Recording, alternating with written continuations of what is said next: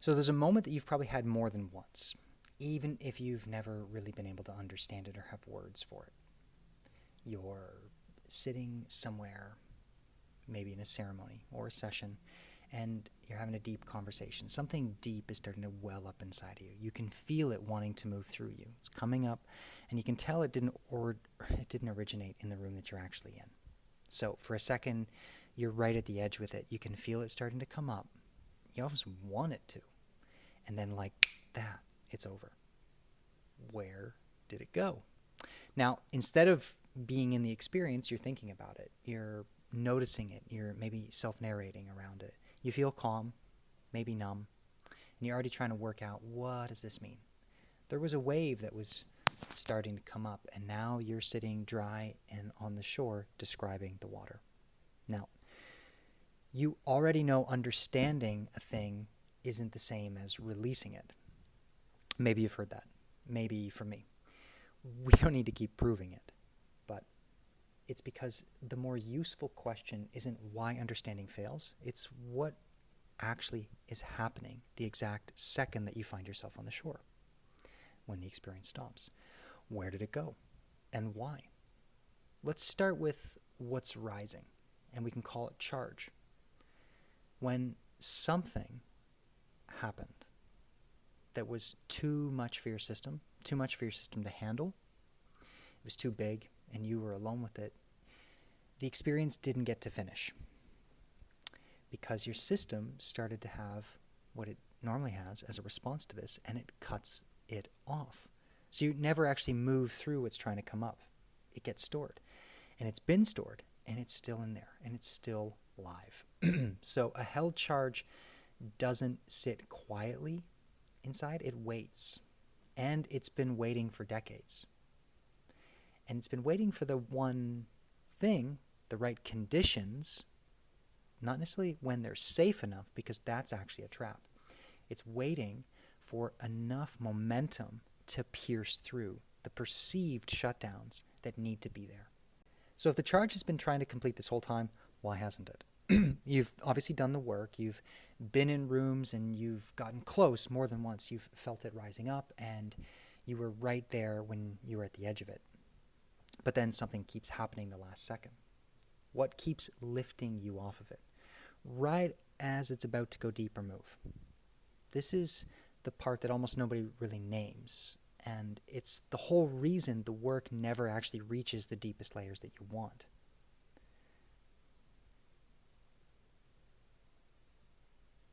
So there's a name for it. It's disassociation. And it's a lot simpler and more human than the word makes it sound. Disassociation is your system's oldest escape. When intensity climbs past a certain point, the system does one thing that it's always trusted to keep you safe and protected. It leaves. It splits off from the experience of what's happening. So you go into your head, or you go numb, or you're analytical, or you start having visions. All of these are a bypass from the direct experience of what's really happening inside. That's usually coming from this unconscious blueprint from the past. So you don't physically go anywhere. You're still sitting right there, but you're not in it anymore. You've stepped back from your own experience. And here's the thing. And usually you don't even catch it the moment that it happens. You don't feel yourself leave. You just notice it a bit later. That's how effective and good the system is at actually being able to do this. So it got built. This got built the same way that everything else got built in the first place. When you were very small and something overwhelming happened to you and you couldn't process it. You didn't have the capacity for it or the support or anyone there to help you hold you in it. The thing was just too big for your system. So you did the one thing you could do. You left. Your system disassociated from it. Whether it was when you were a child and people weren't giving you love in the right way and you needed to leave because the experience of abandonment was so traumatizing, your system learned to disassociate around that so it wouldn't have to be with the pain of the experience. It left. It checked out of an experience it actually felt like it couldn't survive. And it worked. It got you through something that you had no business actually being present for. Because let's face it, if you're not being loved and supported when you're a child. So again, this was intelligence, not damage. The system, the same young system from the first piece, making one more brilliant call. Leaving was how you stayed alive. But that move never actually retired, so it went automatic. It set a line in how much intensity, and then you're out. And it held that line ever since. So now every time you get into an intimate relationship or some conflict comes up, your system reaches that same charge point and it leaves. It climbs straight up into that line, and your system does what it has always done, and it exits right at that edge every single time because it is extremely gifted at doing this. This is the part that explains the whole history with this work. You can't release what you're not present for. So a charge can only complete in a system that actually stays with it. And that's the entire condition right here. The energy needs you in there with it while it moves, not above it, not off to the side, not spaced out. And the spaced outness isn't something to reject either. It's actually an essential piece to this whole puzzle. You also don't want to be narrating it from the shore, looking at the waves, because they're not going to come in. And it's the disassociation. It's the exact thing that pulls you out into this place where your release actually wants to happen.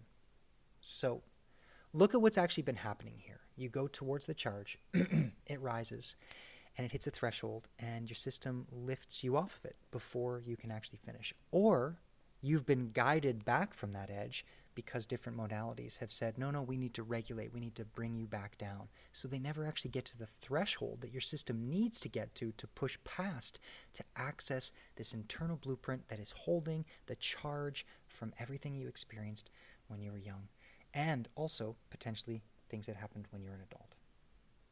So sometimes you get a partial release on the way up, but sometimes you'll cry, things can crack open, you feel lighter for a week.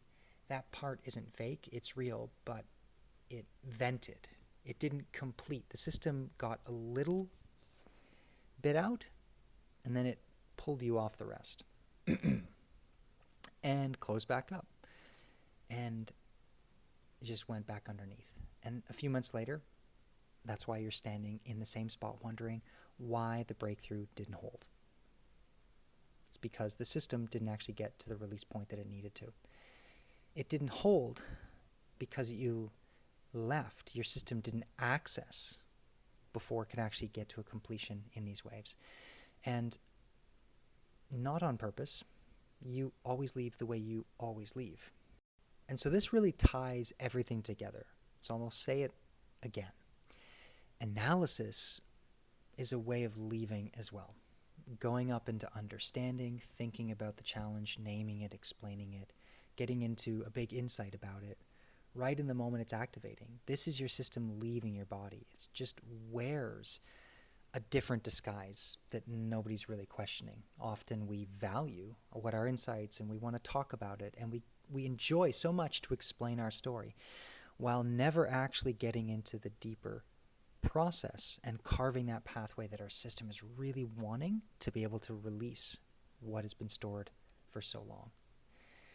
And it can look like the deepest work in the room. It feels like progress, and it's the exit. So that's why the understanding in the world never got you there. Right when it mattered the most, the understanding was a form of disassociation. So this is the release point. It's not a technique, it's a threshold, the exact level of intensity your system has always left. The doorway, it's disassociated away from every time you got close. So the doorway is the release point, and the work isn't forcing the charge out of you. The work is actually building enough capacity that you can stay through that door instead of leaving, and that your system can actually process the disassociation, which will give you deeper access to the material that's underneath. So look at what this means about your history. It was never that you didn't find the right method. And it was never that you hadn't understood enough or you hadn't gone deep enough. And it wasn't that you didn't want it badly enough. You've been ready to release this for years. This charge has been ready for decades. What was missing was not the effort, and it was never insight. What was actually missing was someone staying with you in the exact threshold that you've needed to be able to reach that place so that your system can start to wave and complete and release and reach this release point. That's the real grief in this one, is that the part of you that's always been trying to heal has been showing up to that doorway over and over. It's for a very long time. But it's never once had the map to go all the way. So here's where you start this week. And it's not with releasing the charge. That's the work, and it actually doesn't happen on your own. So you can catch the exit. You can catch when you start to dissociate. You can start to notice from these flinches. And your system's reaction, like we talked about before, where your system starts to react, you have a reaction, and then you can start to understand and map that world. That's the blueprint as well. But then you can also start to track when you go away, which is the other piece to these worlds. This is a key. So the flinch is what gives you a gateway, that reaction that you can experience inside, the charge that starts to build. And when you start to experience what it's like inside, what this feeling of this world is, and then also what the disassociation of that world is like. So you can focus on something tender inside of yourself, something that is high stakes in relationships, and you can watch how fast your system actually goes away. Maybe it's a really intense conversation with your family member or a loved one, and you can watch how your system either gets very overwhelmed or goes away. And two of these things are part of the same world. And it's really important to be able to map and understand these things so that we can work with them to move towards the release point that your system is actually needing. So how the exit fires before you decide anything at all. So you don't have to try to stay with it yet. And you can't stay until you can feel yourself going away.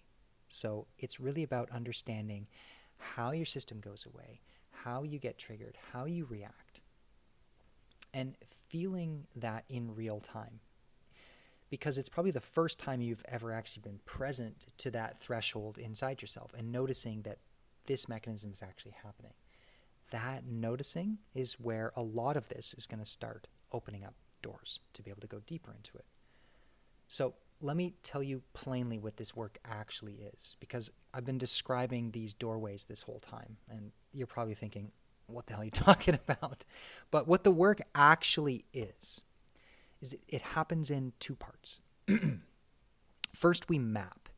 Before we touch anything, we get oriented. We learn how your particular system reacts, how it experiences the world, and what it does when it's near that edge with people. What type of reaction does it have? Is it external or is it internal? Do you dissociate? How it guards? Where does it go when it leaves? So every system is a bit different, and we don't force anything here. We're just really trying to map and see how fast does your system move. Does it move really slow? Does it need a lot more time? Or is it really hungry and really close to this internal blueprint, and it needs a lot more of something else to actually process it? So we're just coming to understanding the thing that we've been working with from the inside. That part alone changes how you can start to experience your reactions, and it really starts to shift things. Then we go into the threshold itself. And this is what makes it different from everything else you've done. Because when your system starts to rise with that charge and it wants to get rid of it the old way through movement or through expression or through conversation or through thought, we actually stay with it. So we don't let it. We actually inhibit the movement. We inhibit action and reaction. And we allow the pressure to build up inside. And that pressure, as it builds, and it builds, until it has nowhere left to go, but through the wall that your system has built, it's likely going to push you into disassociation. So for the first time as it's doing this, it's carving a new pathway. You're building the capacity to release towards that release point, and you're carving a new pathway to be able to stay with disassociation as well. So your system is going to be growing in both of these arms, through the shutdown and through the blocks. The part that nothing else reaches is you can't talk yourself and your system into this. You can't feel your way into it and force it. Insight's not going to get you there. Your system is too good and too guarded for that. You can do this kind of work for 30 years. You can do work in this arena for 30 years and never once reach the doorway that we're actually talking about. And most people live this experience. They've done 20 years of healing modalities and therapy and ceremonies, and they've never actually touched these deeper layers because the threshold has kept them out at every gate. And until you finally reach that place, you're never going to see the real freedom that you're looking for inside. And when that path actually opens, though, the release isn't small. So years of buried intensity can start to come up. Unconscious material starts to move, wave after wave. And this time, it isn't venting, it's actually reaching completions in the nervous system, in your deeper unconscious structures. Each wave completes, and as it completes, your system is actually reorganizing on the top around its absence because it was built because they were there. The blueprint, the thing that has been choosing your whole life and your relationships, stops firing in the same way. The blueprint becomes different for the first time. It's something that can change because for the first time you've actually reached it. And so your system doesn't need to hide and it doesn't need to react in the same way. The map that has been predicting your world becomes a different map. So none of this gets forced onto you, by the way. This is the one thing people brace for and don't need to. The release is what your body does on its own. So it's not like you have to put effort in. In fact, that would not be accessing the same pathway. It's not from willpower. Your deeper system exactly knows what it needs to do to reach this place. I mean, you've been carrying it for decades, and your system is ready to put it down. And with no one to stay there while you did, the work just builds up and the conditions in your system can't release it. But it's always wanted to. So where does this leave you? As those waves complete, things start to move that you never thought you could actually directly experience. Your perceptions change. Your choices, the people that you're attracted to, the way that people experience you changes.